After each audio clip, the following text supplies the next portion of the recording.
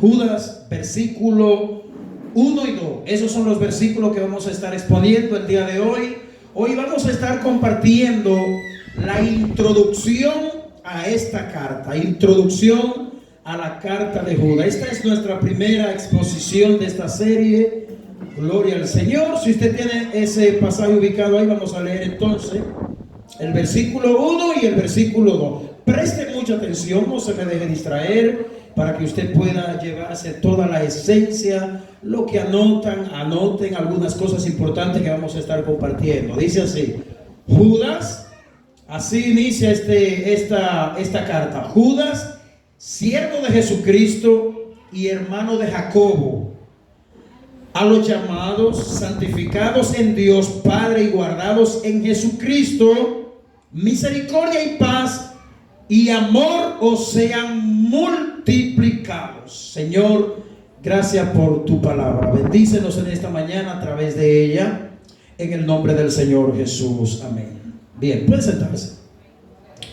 Si nosotros queremos ser fieles exponentes de la palabra de Dios, tenemos que asumir la responsabilidad de exponer la palabra de Dios verso a verso, desde Génesis hasta Apocalipsis. Pues eso es lo que estamos haciendo domingo tras domingo, y hoy estamos, como ya hemos mencionado, iniciando una exposición o una serie de esta importante carta del Nuevo Testamento. Esta es la antepenúltima carta del Nuevo Testamento y de toda la Biblia. El último libro de la Biblia es Apocalipsis, pues Judas está justamente antes de Apocalipsis. Y yo creo que la carta de Judas se encuentre ubicada en esta posición ha sido, vamos a decir, del plan de la soberanía de Dios, dada la importancia del contenido que tiene esta carta, que lo veremos a lo largo de todos estos domingos, esperando que la exposición de esta carta sea de grandísima edificación para cada uno de nosotros. Bien, vamos a continuar hablando acerca de la autoría de esta carta, es decir, ¿quién es el autor? ¿Quién es que escribe esta carta? Pues quien escribe esta carta es el mismo nombre que lleva la carta, Judas. Pero no podemos quedarnos hasta ahí en que Judas es quien escribe esta carta. Tenemos que hacer algunas aclaraciones de qué Judas es que escribe esta carta. Pues a lo largo del Nuevo Testamento el nombre de Judas era muy común.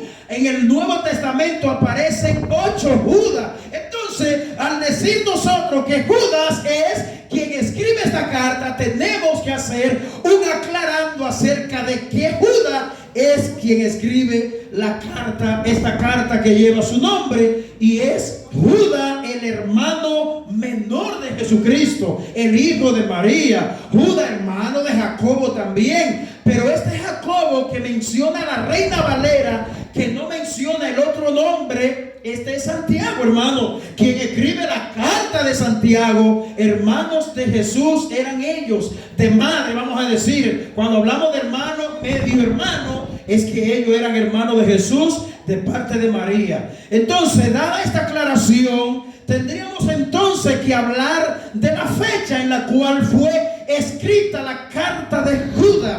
Bueno, al referirnos a la fecha de esta carta, tenemos que decir que no tenemos una exactitud de la fecha de esta carta. No hay una luz, el texto no lo dice, la tradición judía no lo dice, pero solamente hay especulaciones o aproximaciones acerca de esta carta. Hay deducciones más o menos en qué década fue escrita esta carta. Algunos estudiosos creen que la carta de Judas fue escrita por los años 60 de nuestra era, es decir, del siglo I, y esas son algunas suposiciones, no son algo concreto. Si tenemos que hablar del tema central de esta carta, a pesar de ser una carta muy corta, pues el tema de esta carta es un tema muy importante, lo cual usted y yo debemos prestar nuestra atención, no solamente hoy, sino a lo largo de todos estos domingos que estaremos predicando acerca de esta carta, para que podamos llevarnos la esencia de lo que Dios quiso decir a los autores originales y a nosotros hoy, a pleno siglo XXI. Pues el tema principal a lo largo de esta carta, es decir, el tema central que se trata, que Judas trató, por qué Judas escribió, cuál fue el tema en el que Judas se centró para hablar de esta carta. Bueno, que la iglesia debe contender ardientemente por la única fe verdadera, entregada una vez y para siempre a los santos. Eso se encuentra en el versículo 3.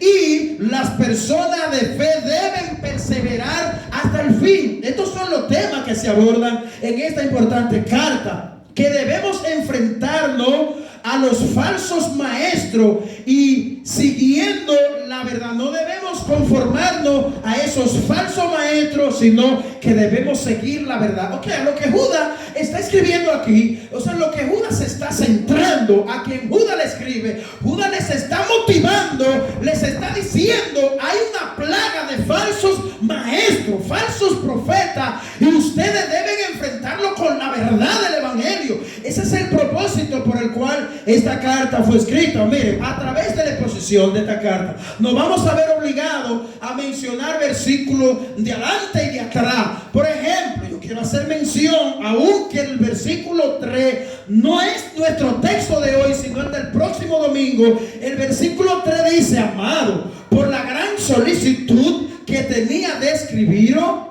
acerca de nuestra común salvación, me ha sido necesario, preste mucha atención, me ha sido necesario escribiros y exhortando para que contendáis ardientemente por la fe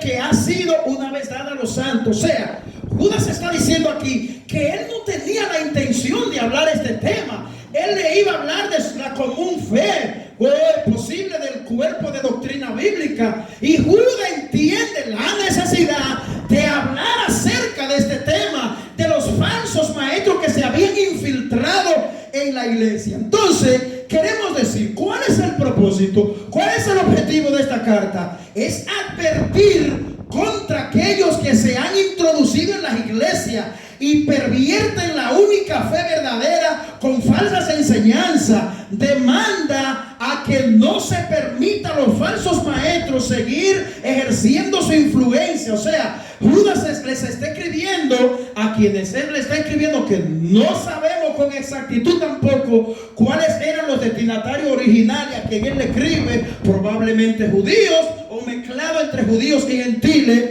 Demanda, o sea, él le demanda a que nosotros lo mantengamos, enfrentemos a los falsos maestros. Judas manda a la iglesia a defender enérgicamente la verdad que un día se nos ha sido entregada. Bendito sea el Señor. Ahora bien, ¿qué tan importante es esta carta para nosotros hoy? Tal como lo fue para ellos, a quienes se les escribió originalmente hace siglos, para nosotros también sigue siendo una carta muy importante. Ahora, ¿por qué, amados hermanos?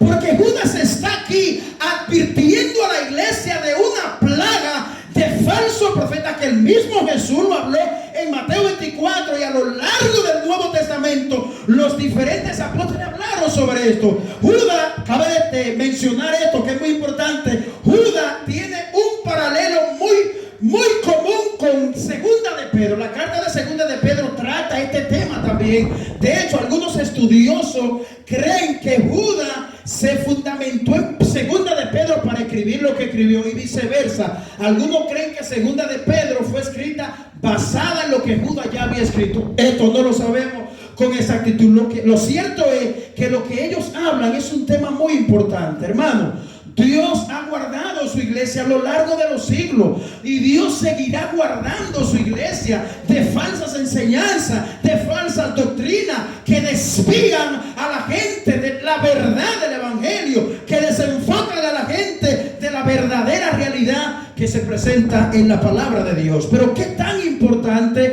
nuestra pregunta, bueno, para ellos fue importante para advertirle de los falsos maestros que estaban introduciendo falsas herejías y falsas enseñanzas. Y para nosotros hoy, hermano, yo creo que para nosotros hoy esto es muy importante, porque simplemente usted tiene que ir y tocar la pantalla de un teléfono para usted ver cuántas herejías y cuántas cosas se enseñan hoy. O sea, hoy más que nunca la iglesia tiene que nutrirse de la verdad del evangelio para confrontar a aquellos que falsean y falsifican la verdad del evangelio. Y ese es el propósito de toda esta carta, hermano. Y lo vamos a ver domingo tras domingo, verso tras verso. Lo primero que yo quiero que veamos es la manera en la que está estructurada esta carta. ¿A qué yo me refiero? Es como ver un bosquejo de lo que la carta trata, los 25 versículos. Y vamos a ver de qué nos hablan los primeros versículos, que es lo que vamos a exponer hoy. El versículo 1 y 2, el que leímos, por ejemplo: Judas, siervo de Jesucristo, hermano de Jacobo, a los llamados, santificados en Dios Padre y guardados en Jesucristo, misericordia, paz y amor os sean multiplicados. Esos son los dos versos que vamos a ver hoy. ¿Y de qué tratan? Según la estructura de esta carta, los dos primeros versículos tratan de un saludo que tiene esta epístola, como la introducción que Judas estaba haciendo. Así fue que Judas introdujo su carta. Cuando usted escribe una carta para enviarla al lugar, usted empieza con un saludo, presentando su nombre, si el destinatario no lo conoce. Pues esto es lo que Judas está haciendo. Así está estructurado, desde el verso 1 al verso 2. Desde el versículo 1, desde el verso 3, hasta el verso 23, ahí encontramos nosotros lo que llamamos el cuerpo de la carta. Eso es como el contenido de la carta, el más amplio, desde el 3 al 23. Pero ¿de qué tratan todos esos versos? Bueno, desde el verso 3 al 4 está el propósito de la carta. Ahí Judas habla cuál es el propósito que él tiene al escribir esta carta, que de eso estaremos predicando más adelante. Desde los versículos 5 hasta el verso 19, ahí Judas presenta una denuncia de los falsos maestros y una exhortación a la audiencia cristiana a la que él les estaba escribiendo. Bueno, ahí encontramos en el versículo del 5 al 7 tres grandes ejemplos del Antiguo Testamento que Judas utiliza. No sé, los que leyeron bien la carta saben que Judas utiliza unos ejemplos de lo que había pasado en la antigüedad acerca de que Dios no pasa por alto la desobediencia del hombre, sino que juzga. Y hay tres ejemplos. Por ejemplo, él menciona el juicio divino contra los impíos. Allí habla, ¿cuáles son esos juicios? Bueno, la arrogancia de los falsos maestros, la encontramos en el verso 8 al verso 10, pero también encontramos tres grandes ejemplos más del Antiguo Testamento sobre aquello que conducen a otro a pecar. Eso lo encontramos en el versículo 11. Esta es la estructura de la carta completa. Desde los versículos 12 hasta el 13 encontramos la depravación y el peligro de los falsos maestros. Vaya usted viendo la importancia que tiene esta carta. En los versículos 14 y 15 encontramos una profecía del juicio sobre Enoc, el juicio de Enoc en el Antiguo Testamento. Palabra orgullosa de los falsos maestros, verso 16. Profecía apostólica acerca de los burladores, verso 17 al 19, encontramos una exhortación del 20 al 23, una exhortación positiva. En los versículos 24 y 25, que son los últimos, encontramos una doxología, que lo que significa es la conclusión de la carta. Entonces, todo eso es lo que vamos a ver paso a paso y verso a verso. Empecemos entonces a exponer nuestro texto. Bueno, ¿qué vemos en el versículo 1? Dijimos que vemos cómo él se introduce su nombre. Dice: una humilde presentación de Judas en su saludo introductivo. Hay algo que me llama mucho la atención. Que Judas tenía un rasgo familiar con Jesús, pero también Santiago el apóstol, y ambos escritores, cuando presentan su carta en la introducción, ellos no mencionan nada de esto. Por eso que hemos titulado nuestro segundo punto, una humilde presentación de Judas. Y es así, dice Judas, siervo de Jesucristo. A pesar de que ellos eran hermanos sanguíneos por María, medio hermano, él no tuvo la intención de decir: yo soy hermano de Jesús, por eso tengo tal posición en la iglesia. No, Judas, siervo de Jesucristo y hermano de Jacob, punto. Ahí se paró. ¿Qué vemos nosotros en las diferentes personalidades de hoy? Cuando tienen que presentarse: yo soy el licenciado tal, yo tengo tal cargo, tengo tal posición, yo soy aquel, yo soy aquello. Presentan su estatus social. Sin embargo, Judas tenía mucho que decir acerca de quién era él. Y él no se limitó. En vez de decir: yo soy el hermano menor de Jesús, yo soy cercano a él, dijo: no, yo soy Judas, siervo de Jesucristo. Simplemente, mire la importancia de cómo Judas introduce su carta. ¿Qué debe provocar en nosotros esta humilde presentación de Judas? Debe poner en nosotros también ese mismo sentir de humildad. Aunque usted haya logrado cosas, aunque se encuentre en ciertas posiciones, humildemente usted no se toma tiempo para decir: yo soy tal o cual, o soy famoso. No, Judas no se presentó de esa manera. Simplemente: yo soy Judas, mis hermanos, siervo hermano de Jacobo y siervo de Jesucristo. Aleluya. Punto. Y esto es digno de que nosotros mencionemos, de que ninguno de los dos, tanto Judas como Santiago, en sus cartas, usted va a la carta de Santiago, en los primeros versículos del capítulo 1, y usted ve que Santiago se presenta, no, y él no habla nada de eso, de que él era hermano. A él no le importaba que quienes iban a leer su carta posteriormente sepan que él era hermano de Jesús. No, eso se llama humildad en el corazón. Y qué bueno, hermano, eso nos ayuda a nosotros. Esto es un detalle que nos habla a nosotros de la gran humildad con que Judas inicia su carta. Judas va a hablar un tema muy importante.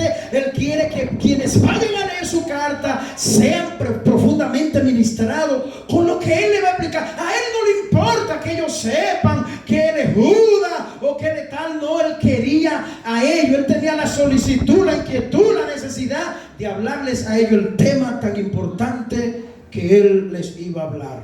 Esto pudiera dar a entender que su posición en la iglesia no tenía nada que ver con lo familiar, con Jesucristo, hermano. Más bien, todo esto muestra que Cristo llamó a estos hombres y los capacitó por su gracia para un servicio especial. Eso es lo que significa el hecho de que Judas y Santiago sean muy familiar cerca de Jesús. Ellos no estaban ahí en esa posición por eso, no. Él lo llamó por pura gracia, amados hermanos. Nadie logra en estos caminos del evangelio cosas por favoritismo. No, Dios nos llama por su gracia. Si Dios nos va a usar en el cuerpo de Cristo, en una posición como pastor, misionero, evangelista, etcétera, Él lo hace por pura gracia. No porque tú eres un favorito, porque tú eres bonito o porque tú eres lo mejor, la última Coca-Cola del desierto. No, es por la gracia de Dios. Y eso es lo que Judas está diciendo aquí en estos versículos. Inmediatamente Judas se presenta como siervo y esclavo, porque esto es lo que significa la palabra siervo. Si usted no lo sabía, él está diciendo: yo soy un esclavo del Señor Jesús. Tú te presentas de esa manera cuando tú le vas a hablar a alguien acerca de a quién tú le sirves. Tú le dices a la persona: no, yo soy un esclavo de mi Señor Jesucristo. Yo soy un siervo, un servidor de mi Señor Jesucristo. No, yo soy el reverendo tal. Yo soy el apóstol fulano de tal. No. Aquí los escritores de la Biblia se presentaban humildemente: fulano, siervo de Jesucristo, esclavo de Cristo. Inmediatamente él se presenta. Nosotros vemos en el mismo versículo 1 que, y eso lo vamos a considerar en nuestro punto que vamos a seguir tratando, en el tercer punto. Vamos a ver aquí que el Señor Jesús nos habla grandes bendiciones poderosas que se encuentran en este pasaje bíblico. Escuche. Poderosas declaraciones y bendiciones que encontramos en el versículo 1.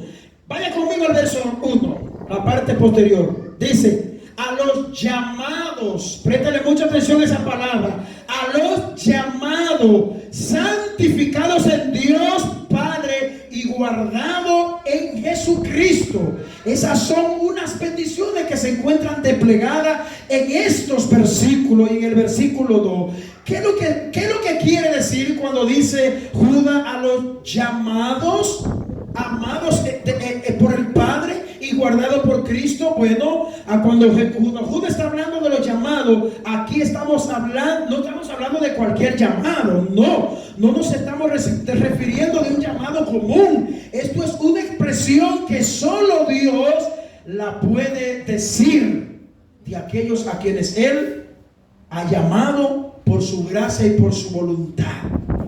Estamos hablando de un llamado a la salvación. Estamos hablando de un llamado eficaz, un llamado que tendrá como resultado la salvación de vuestras almas. Tú y yo, hermano, hemos sido llamados por el poder de nuestro Dios. Llamado.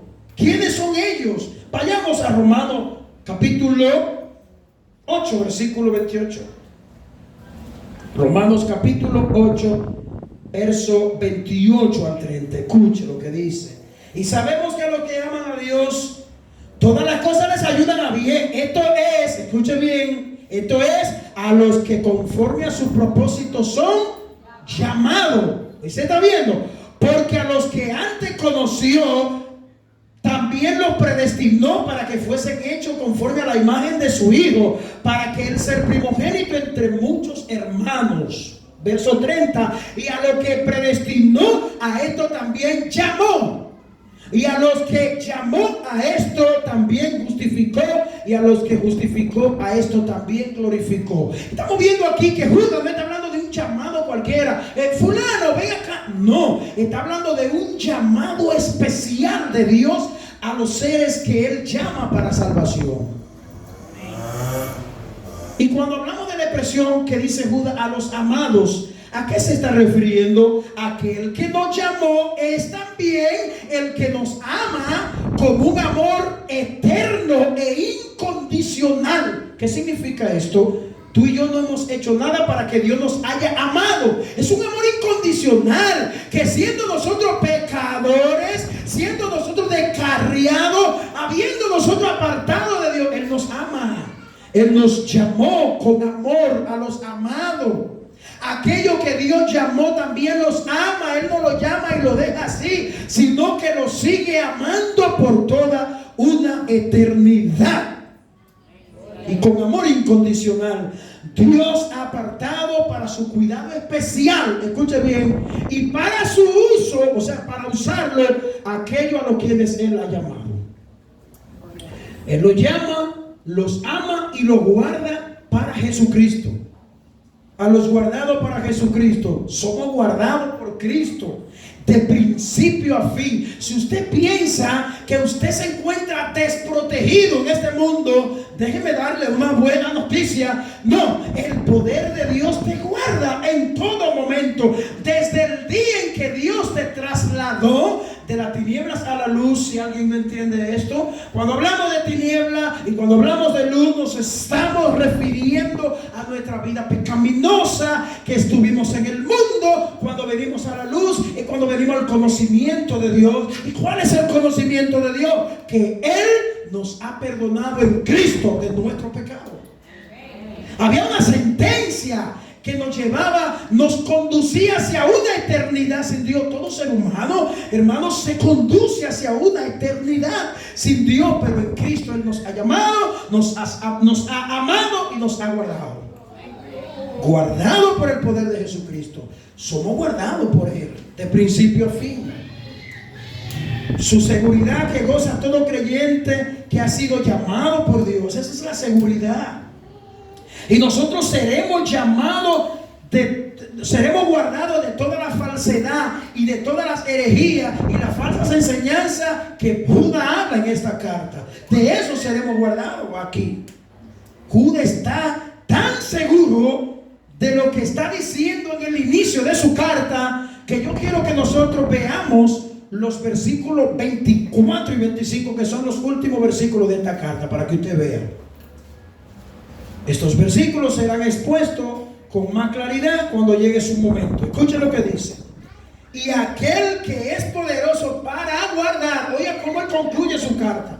Él la inicia diciendo que somos guardados por Cristo, pero termina diciendo, y aquel que es poderoso para guardaros sin caída.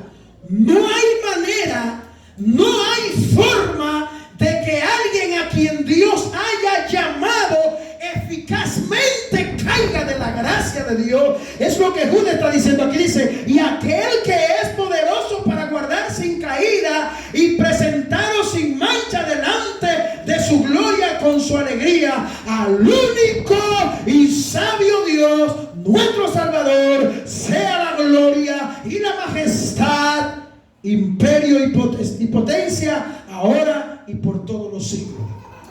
Ven que lo que Judas está diciendo aquí, prácticamente Judas está secundando una de las enseñanzas que el mismo Cristo y los demás apóstoles hablaron en sus cartas. Es acerca de la seguridad que tú y yo tenemos en nuestra salvación. Somos guardados por el poder de Dios.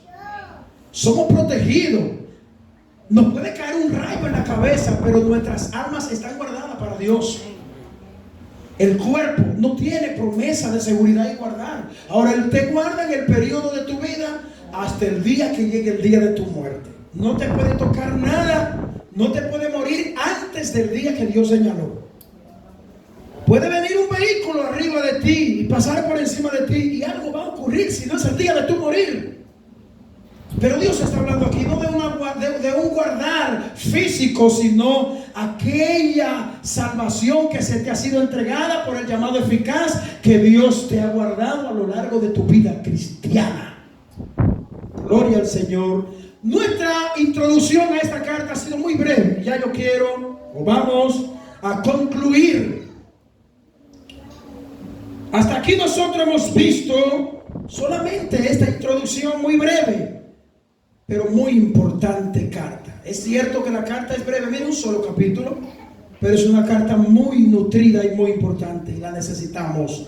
Así que les animo, hermano, a que con gran entusiasmo durante unos cuantos domingos veamos esta carta versículo a versículo, y yo sé que va a ser de gran bendición para todo aquel que con empeño venga a recibir la palabra de Dios. Dios le bendiga a todos. Dios les guarde. La paz de Dios sea con cada uno de nosotros. Hemos concluido. Padre, te damos muchas gracias. Te damos gracias, Señor.